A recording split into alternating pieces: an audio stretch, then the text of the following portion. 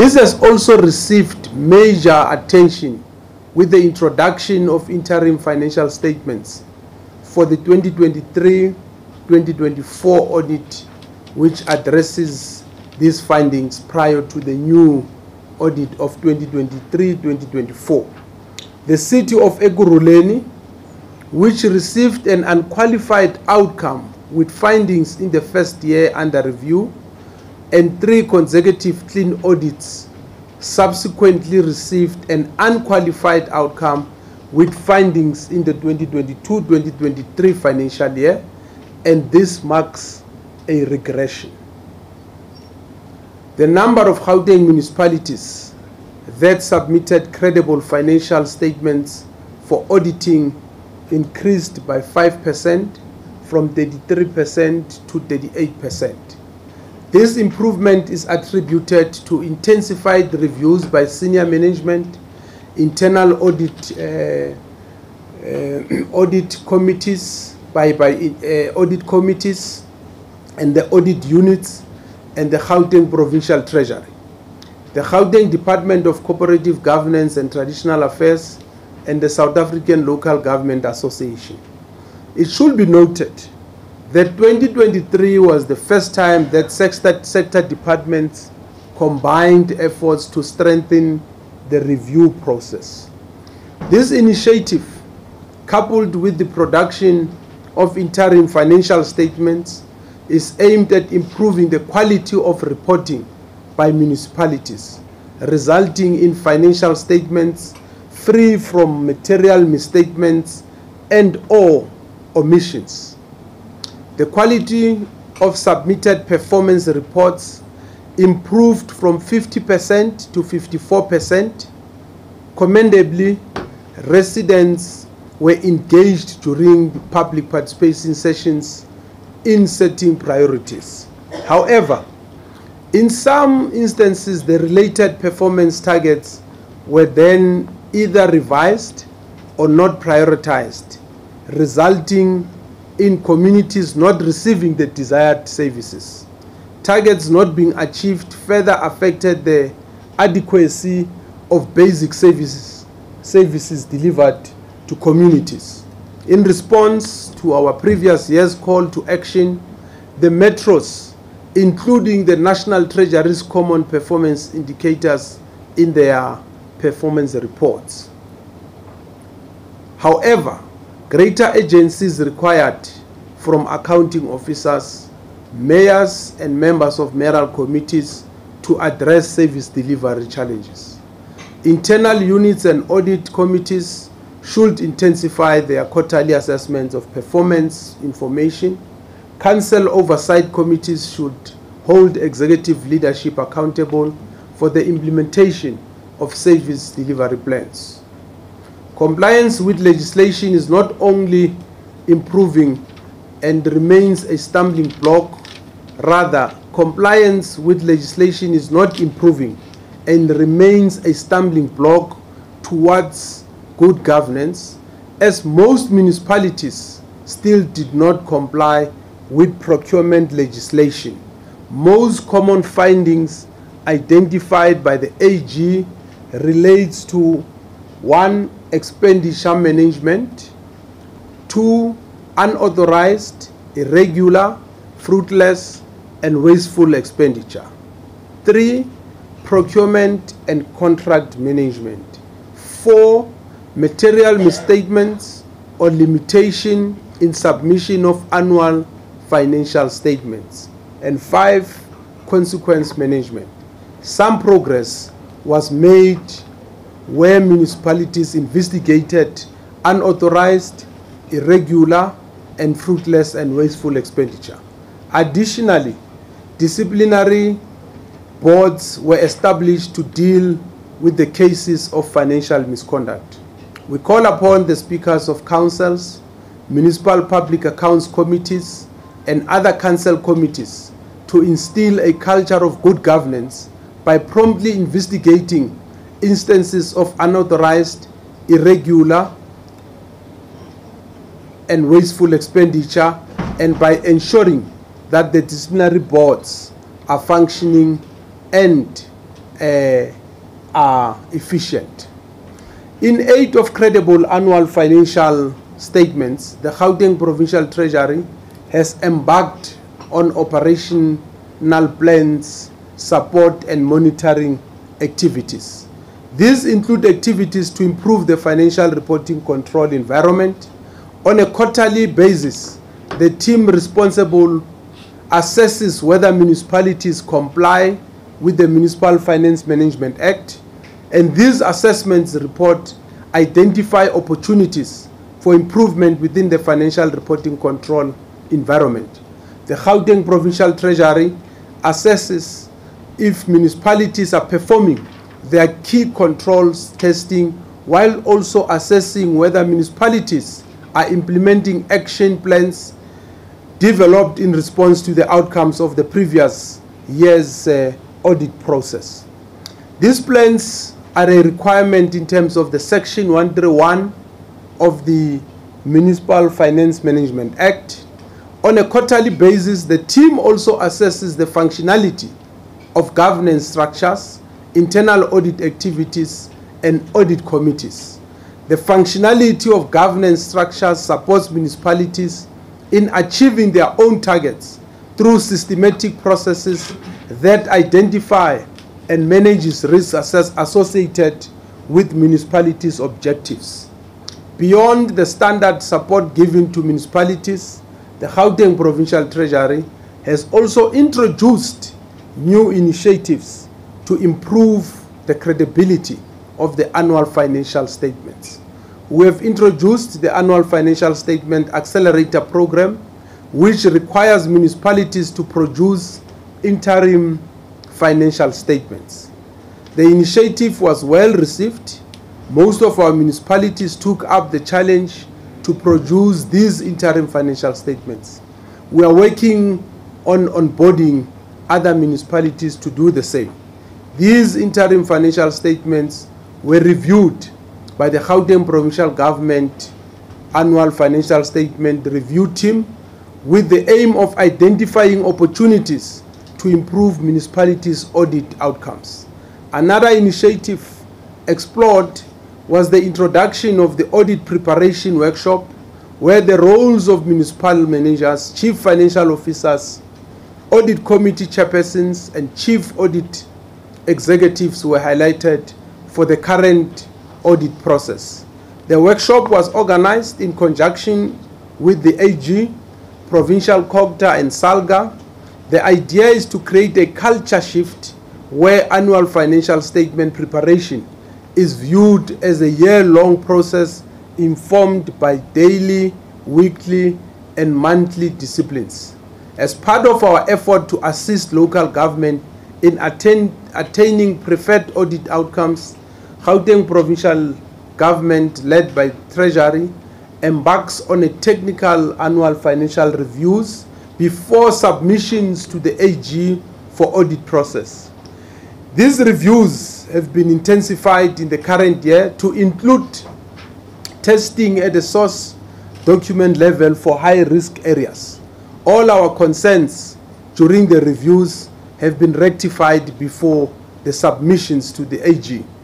We are pleased that all our municipalities have managed to submit their draft annual financial statements by the 31st August 2024 as legislated.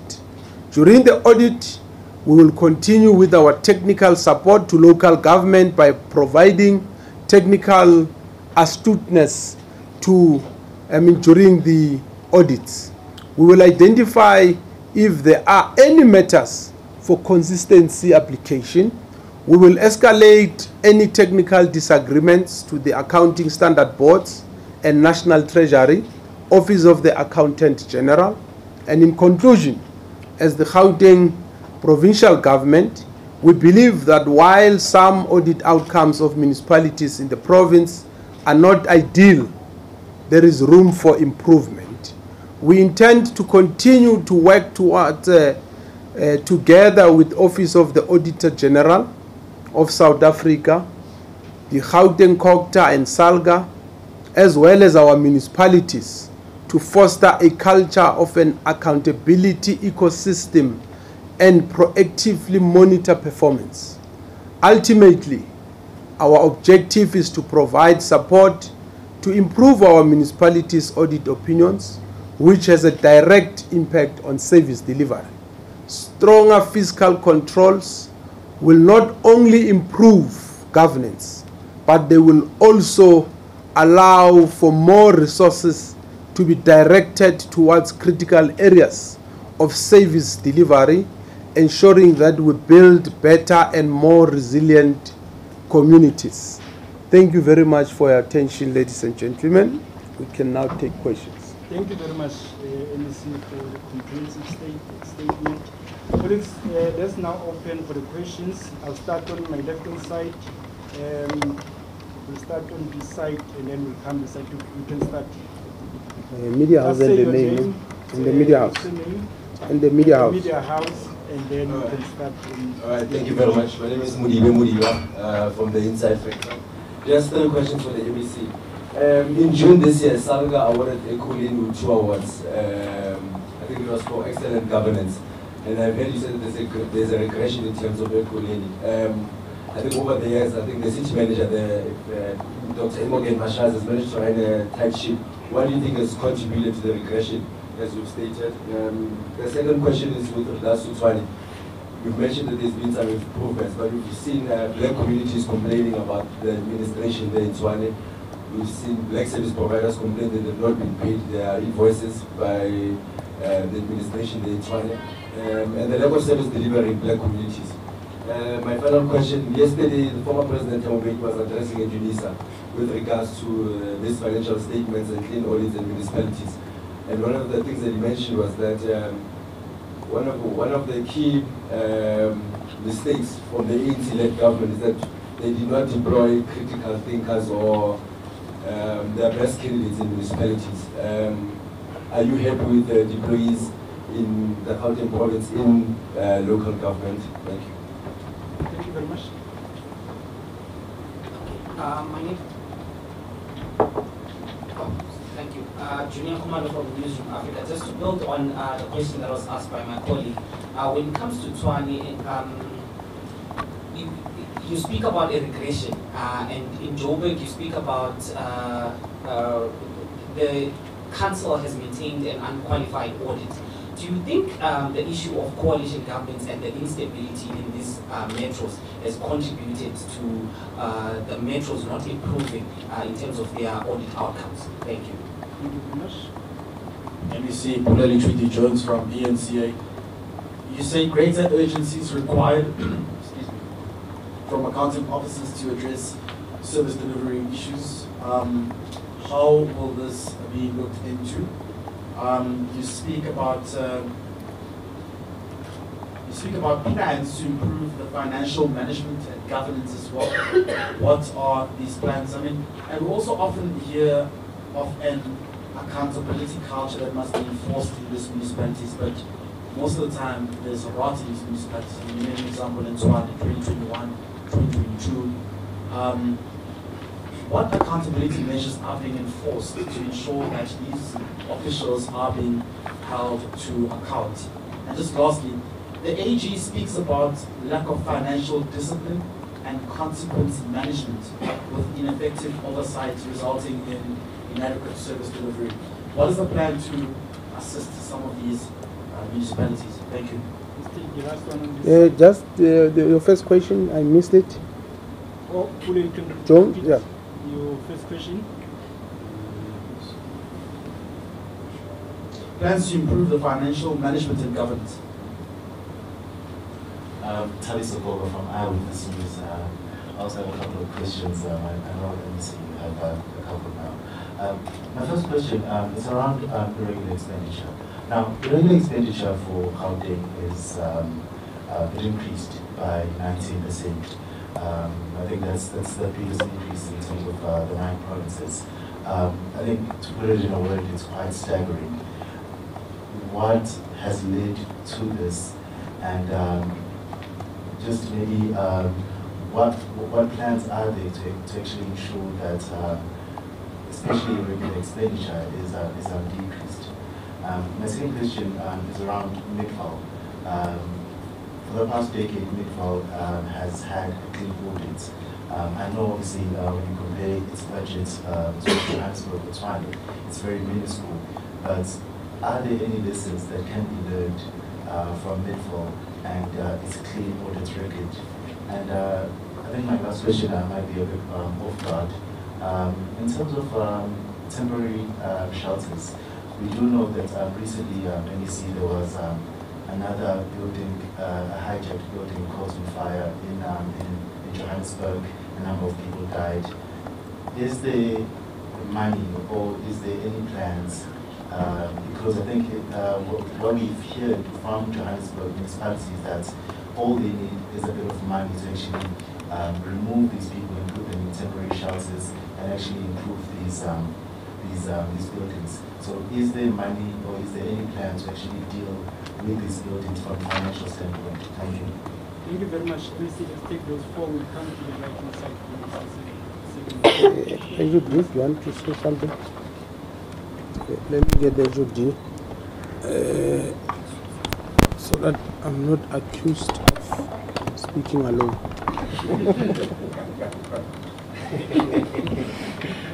Why are you laughing? You guys are silly. I don't know. But this is a democratic government. Thank you very much. Good morning, MEC. Good morning, colleagues from all the various media houses. My name is Samnyani, Head of Department from the Gauteng Provincial Treasury. Some of the questions that have been asked are interrelated, so I hope that when I respond, you can pick up that I'm already responding. So I will not repeat, if you're talking about irregular expenditure, I'll just cover it across. In terms of, for example, in terms of the audit opinions, as MEC has indicated, is that essentially what the audit opinion says, if it says we are unqualified, it means it's a true reflection of what is happening in the municipality. It doesn't mean that the service delivery is happening or is not happening, but the report is a true reflection of what has happened in the municipality from both the point of the finances and also from the point of the performance of the municipality. Hence, you will find that there is a disjuncture in terms of the service delivery that you see on the ground, and the fact that a municipality can still achieve a clean audit is because they are correctly, the information is accurate, is valid, and is complete. Therefore, it says the municipality is, whatever is reporting to its stakeholders is accurate. So when it makes you, when you go to issues of disclaimers, as the MEC has indicated, and adverse, so with a disclaimer, the information is not even available for the AG to even express an opinion on the information. But when it is adverse, it says that there are misstatements. So what is being found on the source documents is not correlating to what is actually reported. So I'm just coming to the point that as much as we're talking about regressions in municipalities, but they could still, there could be positive spin-offs that are coming out of that. And also, I think what you also need to appreciate is that with the city of Kuruleni, the DDG will talk into detail. It was a specific area where there was a finding. So it doesn't mean that now they can't be honored for the other good work that they have done as a municipality. But because of this specific area, AG had to highlight it and report it as such. So, so in a way, I'm trying to explain the technical aspects that go into assessing the information and expressing an opinion eventually about what is happening in the municipality. In terms of the accounting officers, how are we planning to improve the aspects or their accountability as far as the accounting officers are concerned? I think on the statement that the MEC has indicated is that I think for the first time in detail before the financials were actually submitted around the 8th of August, there was a workshop that was both the National Treasury, Kota, and the Provincial Treasury and SALGA, where it was clearly articulated, and it was about educating all the role players from a governance point of view about their responsibilities, and I think we saw internal audit and audit committees doing putting more effort compared to previous times in terms of how this is done. And one of the top 5 findings that MEC indicated was consequence management. Because consequence management, the whole point of implementing consequence management is to ensure that people take accountability. If wrong is done, whoever was responsible for that wrong is called to book, whether we recover the monies or various, there are different forms of consequence management to the point that cases can be opened with the police if certain instances. So that's as far as it goes. So it could be a disciplinary hearing in-house, if it could be viewed. So the starting point with consequence management is about checking if it's issues of training, other staff capable of doing their jobs. If it's you move on to disciplinary measures within the organization to the point that we refer the cases to the SABC and hand it over to NPA.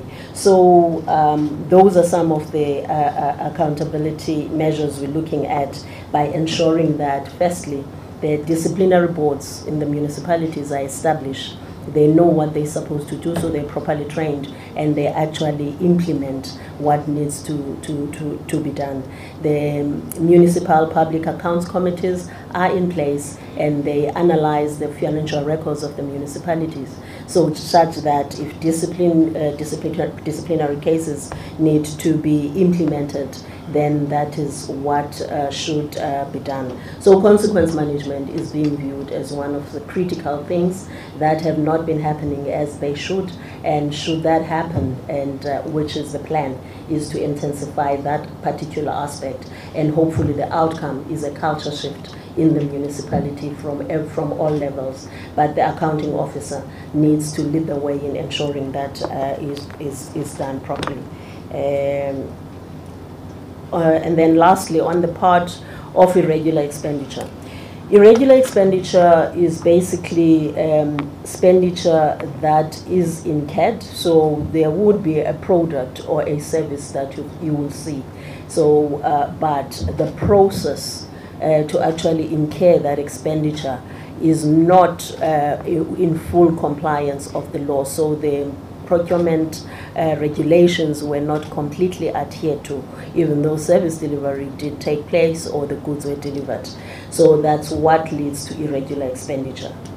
And what plans are in place? Exactly, consequence management is one of these strategies we're looking at, by ensuring that firstly people are properly trained and capacitated to do their jobs, because sometimes it's a matter of errors, not that it's always an issue of fraud or corruption. Therefore, the accounting officer needs to take the lead and differentiate between the root causes of this irregular expenditure, and ensure that the staff is properly trained, and like the other consequence management issues I've spoken about in terms of internal disciplinary codes implementation, and also eventually issues of prosecution in our courts. Thank you. DDG, do you want to add on the irregular expenditure? And I'll come back because I know you want me to answer. Ne?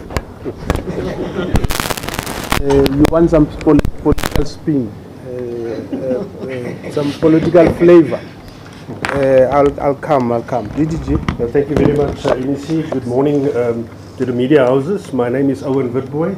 I'm the Deputy Director General in Gauteng Treasury, responsible for municipal finance oversight and implementation of the Municipal Finance Management Act.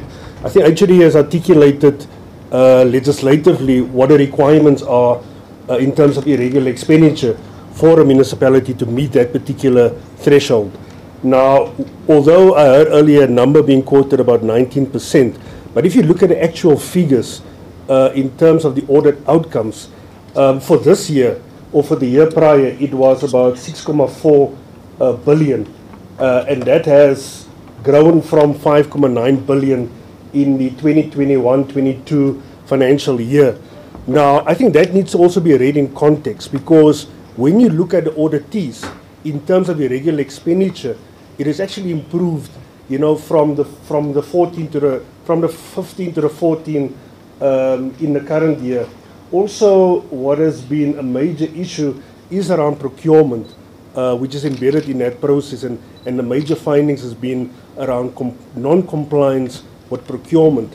But also when you look at some of the material aspects in terms of budget, because obviously, you know, the expenditures derived from a municipal budget, and in some cases, some of our metros have actually overspent in terms of the budget, and that has also contributed to irregular expenditure. Let me see if I'm allowed, just on the support to municipalities and what is being done in terms of consequence management. The provincial government, ourselves as Treasury and COCTA and SALGA have actually had a number of workshops with municipal public accounts committees.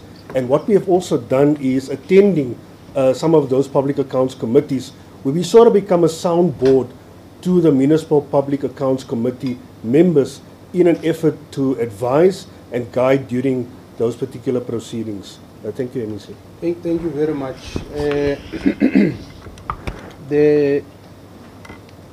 Someone was asking about, oh, my mic. Okay, someone was asking about the awards.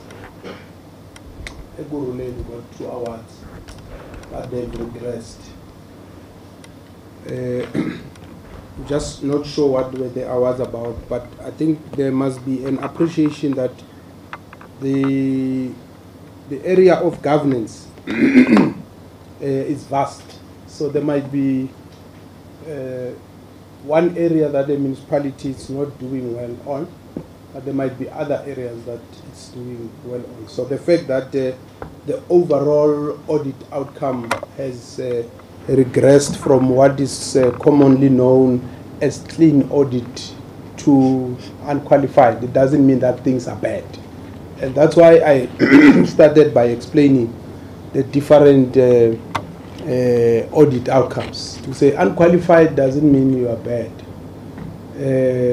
You are fine. But the problem is there's 1 or 2 weaknesses that the Auditor General wants you to rectify. That's why it becomes unqualified with an opinion. So it doesn't mean that if they did not get a clean audit, they don't deserve an award. It might be that they are a best employer, for instance, because they give their employers or they've created a conducive environment for the employees and all that. So I thought I should deal with that. And then the Tshwane issue, lack of service delivery in black communities, that of course concerns us. If you see go to Atteridgeville, go to Mamelodi, and a lot of the townships there, there's a regression in terms of service delivery. We are definitely concerned, and we have not hidden our disappointment with that.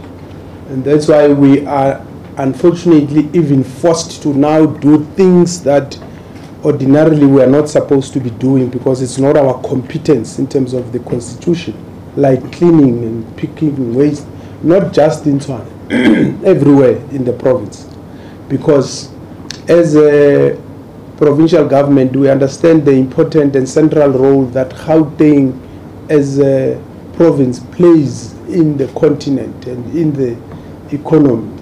We have gone out to put more money, for instance, in fighting crime, despite the fact that policing is not a provincial competence. But if there is crime, it affects all of us, but it also impacts negatively on the economy. And we say we want to create jobs, so we can't create jobs if investors are not coming, the economy it's not growing. So we can't create jobs through government temporary interventions only. We need jobs that are sustainable. So it's an issue that we are dealing with as well. You would have seen yesterday, I think it's day before yesterday, we just opened a new route from Germany to Johannesburg. It has got huge financial, economic implications for our economy. You will know, for instance, that BMW is here in Pretoria and Roslyn. So what it means is that if your car is stuck and there's a part that they don't have here, overnight you can get it. So you can imagine how big is that. And but the media doesn't seem to understand it. And so that's why it was not a big story, you know. So there's a lot that we are doing. There's a lot that we are doing to make sure that we bolster the economy, we fight crime, we deal with other social issues and all that. So it's not only in Tshwane where we are concerned with service delivery, we are concerned everywhere. But there has been an amplified voice from, as you say, a lot of townships, that it seems that things have regressed drastically since 2016. It's not a political thing because I'm from the ANC. This is a voice that comes from the communities in those townships. So we are certainly worried. When President Mbeki was making, I listened to him. I enjoy listening to President Mbeki. And he was basically saying post-94, the ANC took its best cadres to province and national. So he said post-94. So he didn't say now we don't have good cadres at the local government. You know, if you were to take ANC mayors, just on top of my head, that we have deployed, the mayor of Johannesburg has got a master's. He's got history in governance, not just in the municipality and all that. So if we were to put a barometer and say what is a barometer of a good deployed person, I think he fits that bill. He's got a master's, he was an activist and all that. Take the mayor of Ekurhuleni. I think his highest qualification is an honors, if I'm not mistaken. The mayor of Rand West, ANC mayor, postgraduate. So I don't know of any mayor that has been deployed recently by the ANC. I might be wrong. Who does not have a matric or whatever. So which then shows that mistake which was committed was the ANC is now rectifying it. You can go into our own provincial cabinet and look at the people who are deployed there. The premier, for instance, has a master's, I know, and many the MEC of Education has an MBA, you know. So I can go on and on. I will not talk about myself. You can read. You can read for. But I'm saying we have taken this task serious now as the ANC. So I agree, President Mbeki was correct with the assertion that he was making, that we have not. And that's why recently we've now introduced the requirements that people must be qualified, not just in terms of your political activism and history, that is important, but also other skills that you must be able to bring into the fore. So we've got a lot of good people in municipalities. You go to city managers and you look at the criteria. I know of one DA fellow that we serve with here in the legislature. When the DA was in charge, they wanted to make him a city manager. He could not qualify because the bar is too high. They want qualifications there and all that to be a city manager, to be a chief financial officer and all that. So I don't think the problem is that you have people who have not gone to school or who are not skilled. It's more complex than that. It's systematic. There's a combination of factors. One of the things we deliberately omitted here was to deal with the state of finances in the municipalities. It's something that we want to have a discussion with yourselves on, because there are municipalities that have adopted what we call unfunded budgets, for instance. So it doesn't matter how good is a CFO. If the municipality says we're going to spend $1 billion and the municipality only has 600 million, you are going to incur unauthorized expenditure. You are going to have problems. So it has nothing to do with the qualifications. There are systematic issues which I think we have to deal with. And when we deal and have a conversation with you on the state of finances, because the law requires that on a quarterly basis we must make that available. We thought that because the financial year has ended, just now in October, I think we should be ready to have a conversation with the public of Gauteng on the financial state of municipalities, their ability to raise revenue and all that. We want to make these matters public and have a conversation that is open and transparent, but to also make the public have an appreciation of the kind of the challenges that municipalities are dealing with.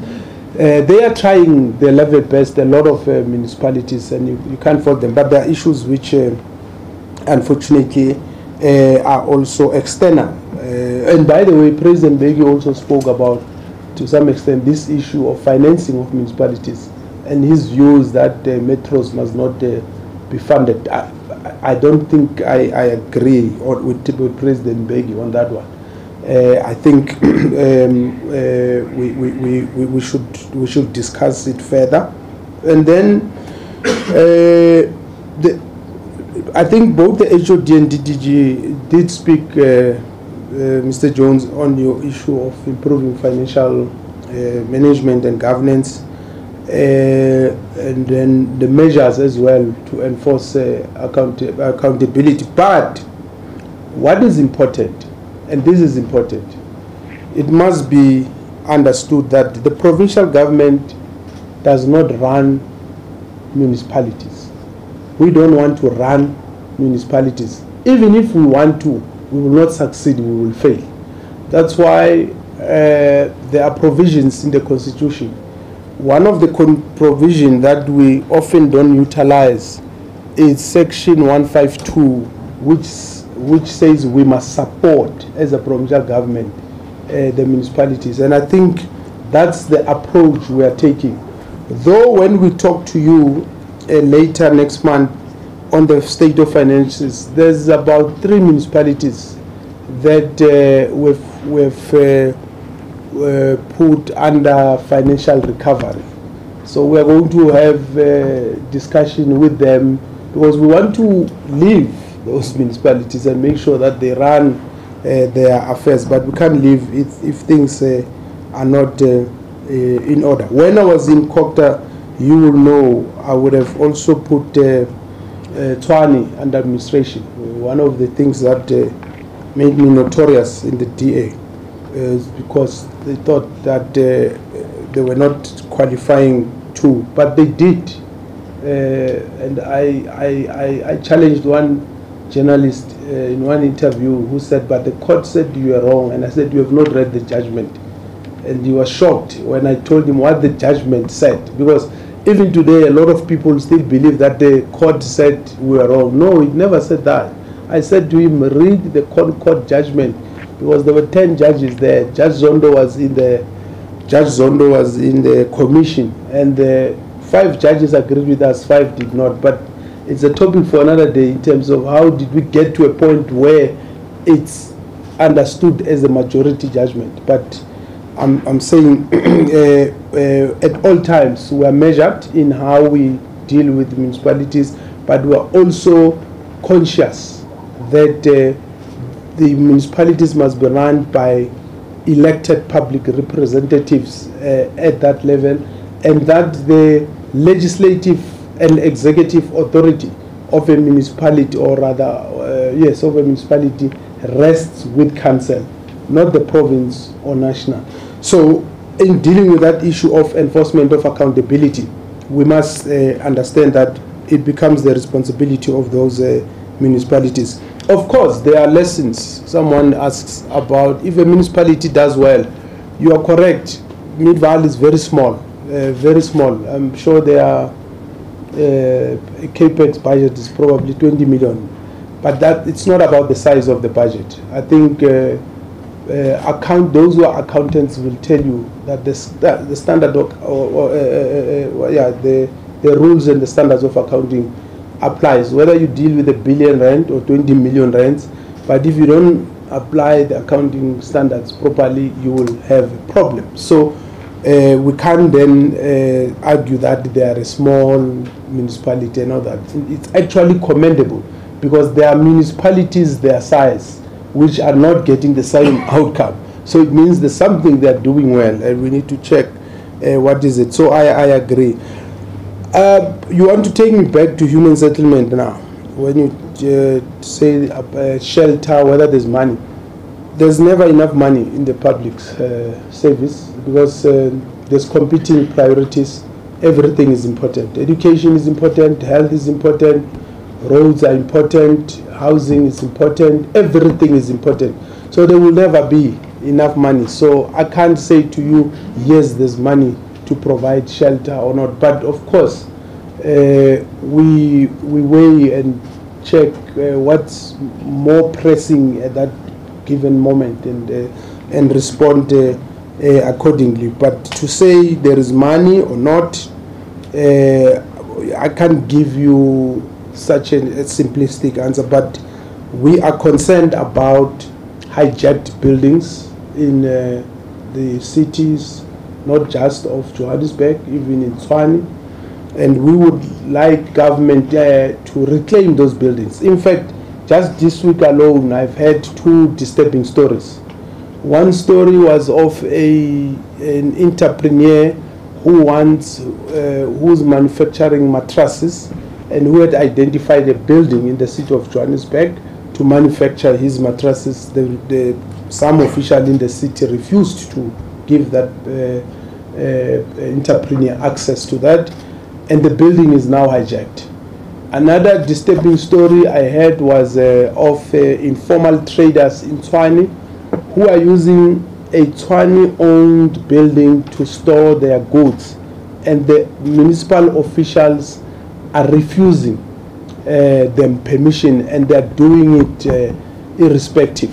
So it's an issue I said I will take up with the mayor of Tshwane, because you can't. Why do you refuse people to utilize these buildings for economic activity, even for residential purposes, when you don't have the plans? So one of the problems about the hijacked buildings is that you've got these buildings unutilized, but you've got officials of government sometimes colluding, by the way, with the people who are renting these buildings illegally. So we will also pay attention to that issue of illegal occupied buildings, because we don't just want them to be used for residential purposes. We also want to see economic activities taking place. Otherwise, there's no point of having people staying in a place where there is no economic activity. Thanks. Thank you very much, MEC. Colleagues, we are running out of time. MEC needs to go and attend the sitting starting at 10, but MEC remains available. We can take more questions if there's any. Oh, okay. So we can take 2 questions this side. You start with me, and then you go to, just say your name and then obviously. Just take questions, so that next time they won't come to our press conference, because you don't want to give them time. No, thank you very much. Yeah. So we can continue, please. Thank you. Good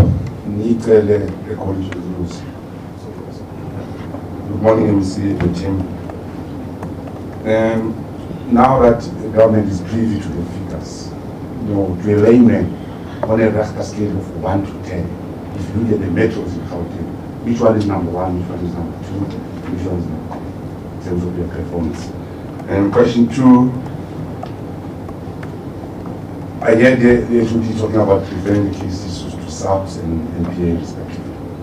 So I haven't checked the court register for now, but in the past, most of these cases are thrown out of court of the law, And they normally say this is a frivolous and vexatious case. So I want to find out from government, what are you doing to make sure that you get a happy ending out of these cases? Thank you. Thank you very much. Go to my Over the mic. Stephen Siakwe from Papers and News Media. The question is surrounded by the fact that the AG said that 3 municipalities in Gauteng, CBD, West Rand and Rand West municipalities are in financial distress for 5 years or more. So the first question is that, can you explain this to people in these areas, what this means? Because sometimes there might be technical terms that might lead to them being distressed for so long. And then secondly, can you provide a way forward, maybe even a suggestion of dissolving these municipalities and their councils in order for them to actually find a new way, in order for them to properly run districts, because now the districts are the ones which are having the most issues. Then lastly is that are there any amounts coming from national government through the district development model that are supposed to be funding these interventions that are supposed to go through CBD and Rand? Thank you. Pule. Yeah, thank you very much again, Pule Treaty Jones, ENCA. MEC, we often see projects which are significantly delayed due to poor planning, underfunded budgets, and lack of contract management discipline. For example, the Breeze Street contractors who delayed that work in the city of Johannesburg. What are the consequence measures you're putting there to ensure that the infrastructure does not decay or crumble down even further due to these kind of issues? And just lastly, Mr. Witbooi speaks about the importance of strengthening procurement and supply chain management processes. What are measures that have been put in place to ensure that municipalities do not regress as a result of the abuse of these systems? Thank you. Thank you very much, colleagues. Any last question? Okay, let me see. Number 2. No, thank you. If you look at Mr. Kele, all the metros, they've all received unqualified audit. So they are all number 1. All the 3 metros. So there's no metro that has got a qualified audit. The only difference is that there are different matters of emphasis from metro to metro. So their audit outcomes are fine. The 3 metros. There's no metro that has got a qualified audit. Is it?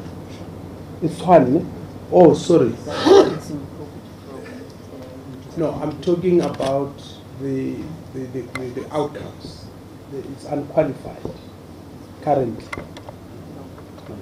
Oh, so I'm wrong. So it's Tshwane. Tshwane is qualified, and then though it has improved, Mr. Kele, it has improved. It has qualified, but it has improved. But you look at Johannesburg and Ekurhuleni, they've got unqualified. So you can say Johannesburg and Ekurhuleni are number 1, Tshwane is number 2, if you like. If that's what, but it's not as simple as that, because when the audit is being done, they do a whole range of, they look at the different variables. So you must compare apple with apple. You can say maybe this one is number 1 on HR. This one is number 1 on procurement. This one is, so it's not as simple as that. It's a bit detailed, so you can't say 1 or 2. So the cases, you know, the issue of the cases, it's a difficult one, because as you know, you can open a case, the prosecution must still decide whether there's a case or not. It's beyond us, that's one. 2, the police must still investigate, and sometimes they might not find proof. But the fact that there's no proof, it doesn't mean there was no wrongdoing. Or sometimes you might find that people have been wrongly accused. Unfortunately, it seems that the expectation in most cases is that when you are being accused, there's an expectation that you must be found guilty. And that's why some of the people are even, comfortable with using not innocent until proven guilty. I prefer to say not innocent unless proven guilty. Because when you say until, it's as if you are anticipating.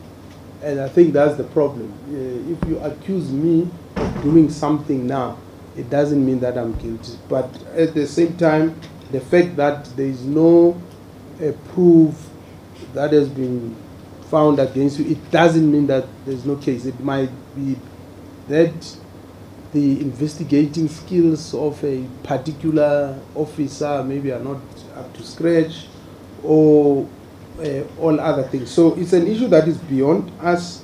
We will do what we are expected to do. Where there is a wrongdoing, we will report without any hesitation. We will put together evidence or information at our disposal. We will cooperate with law enforcement, and we will also make follow-up. That's why we also have a forensics unit, which is located at the Premier's office, so that it's able to look at all the departments. We have created that capacity. And then I said to you, we have deliberately left out the issue of financial situation of municipalities. We want to deal with it in detail, because it's detail. It's detail. There are a number of issues that the media has been raising. One of the issues is the payment of service providers in 30 days. So you deal with it. By the way, we are dealing with that issue. We will call you and say, this is how we are dealing with it, and this is the situation, and give you a proper picture so that you understand the work that we are doing, because we are hard at work and we are fixing a lot of things. So that's why we said today, no, let's focus on the audit outcomes, and let's not be all over, because we also make your work difficult as a journalist. If we were to come here, we speak about paying service providers in 30 days, we speak about the financial state of that municipality, the audit, then you are all over. When you go back to your newsroom, you don't know what to choose, and then you don't know where to start, and you're just like, but why did these people call us? You know, it's a waste of time. So now we've given you, see, it's nicely packaged. We can even give you a headline. You know, Gauteng making progress on audit matters, you know, something like that. So we can even help you with that line. So we structure them properly so that when we call, you look forward to coming and saying, at least there is clarity. We know they're going to help us. So we're not going to run away from the issue of the financial distress of municipalities. We're not having any plan of dissolving any municipality. We can tell you that much. And anyway, some of these financial difficulties that the municipalities are facing, it's not of their own making. It's objective factors in the municipalities they find themselves in. And we can go into detail about that. If you look at the West Rand, for instance, you know, it used to be a mining town, and now it's there's no longer mining activity. And there's a lot of RDP houses there, people who are unemployed there. We can go into that, but we don't want to get distracted. And then there's always money going to municipalities, not because of the district development model. You know, district development model, when it started, even some mayors, they thought that there is some bag of money which is written district development model. And then the government will come and say, this is no. District development model, it's a system of governance in how government must work and be coordinated. What it means is that you can't have a department of human settlement, for instance, building houses without the municipality knowing, because the municipality must put bulk infrastructure. You can't have a department building houses and the department of education does not know, because they must build schools. You can't build houses and you're putting 20 or 30,000 houses, but there's no clinic, there's no hospital, there's no police station. It's about that. It's not about saying district. No, there's no such a thing. But having said that, there's always money going to municipalities. There's 3 sources of funding to municipalities. Firstly, it's what is called the equitable share. That comes from national, and it's given to municipalities, all of them.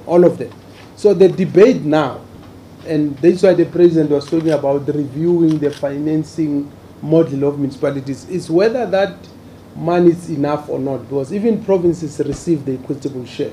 But municipalities are arguing that provinces are getting more when in fact they think they must get more. But the second issue is what is called conditional grants. There are conditional grants that goes to municipalities. For instance, you've got what is called MIG, Municipal Infrastructure Grant. You've got a grant from Human Settlement that is called, what is that grant? Human Settlement Development Grant. No, not the Human Settlement Development Grant. There are the Urban Settlement Development Grant. Okay. There's a transport grant. So there's always money going to, and it has nothing to do with DDM. It's the fact that the law requires that the upper, or rather the other spheres of government must share with the local government, but also there are functions that municipalities perform on behalf of province or national, like libraries, the province will give them money and all that. So you must know at all the times there is money going to municipalities, coming either from national or from province. The third source of funding for municipalities is what they call their own revenue. And that's what they raise through your rates and taxes. And that's why from time to time they would increase and all that. And some of that money they raise, in fact, I think it's 4. It's not just that, because the other one, it's money that they get from buying and selling water and electricity. Because municipalities buy water from Rand Water and they sell it to you. They buy electricity from Eskom and they sell to you. So I can safely say there's 4 sources of funding for financing for the municipalities. You know, the incomplete projects, Jones, and I think I will ask this, I'll ask MEC, you know, there's a section I used to understand very well when I was MEC for COPTA. It's called Section 106. So whenever there's a problem in a municipality, I will write a letter to the mayor and ask for explanation. Because that section says that if there's a problem in a municipality, the MEC of COPTA can institute an investigation. So in the case of Bree, because I've seen there was an issue, I think we have to ask the MEC for COPTA. We have to formally ask the MEC for COPTA to seek explanation. I don't think I have that responsibility in terms of the Act. My responsibility is finance, you know.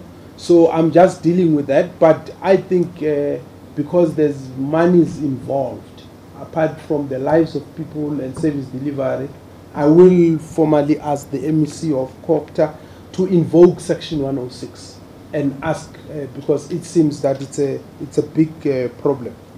Yeah, and then the issues of supply chain, there's not much the DDG can say, except that we are supporting municipalities, except that we've got systems in place, except that we would want to ensure that they employ the right people, and then we do our oversight role.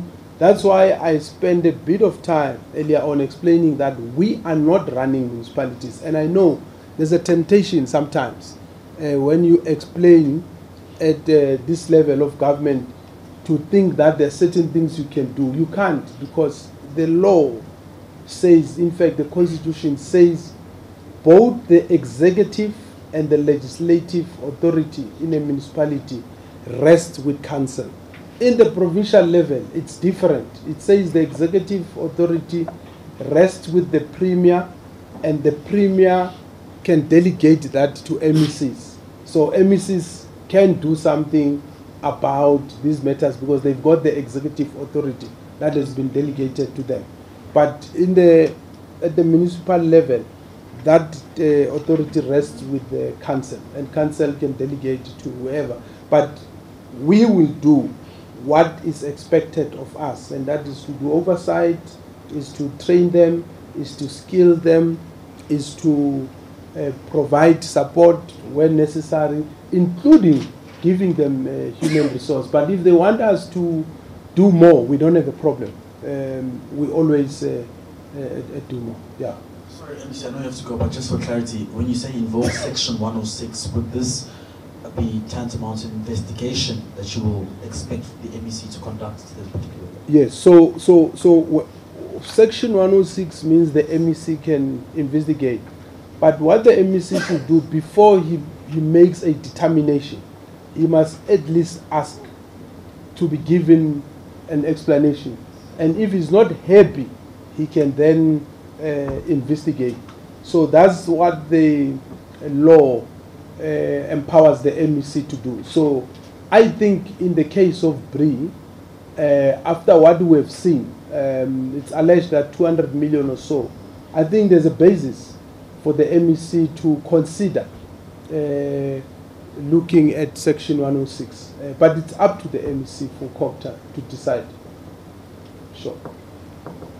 Thank you very much, MEC. Thank you very much for... All right, live visuals there coming out of the Gauteng Legislature, which typically sits in Johannesburg. Lebogang Maile, the finance MEC there, MEC, I beg your pardon, laying out essentially their plans to try and ensure there are better audit outcomes for municipalities, especially in the province. You might remember when the Auditor General spoke a few weeks ago, Cape Town was highlighted as the only metro in the country with a clean audit. We know Gauteng has 3 metros itself, and obviously none of them have been able to reach that threshold. Lebogang Maile spoke of an operational plan of activities that will now begin to ensure that they're able to keep up with the requirements of the Auditor General's office. He says that they'll be requiring quarterly reports from some of the officials who are involved. He's admitted that there is currently no sense of urgency from officials to respond to service delivery plans, and in some ways that leads to essentially the lived experience of many people throughout the province who feel that the money, frankly, they're paying in the form of taxes does not translate in the kind of services they're able to receive.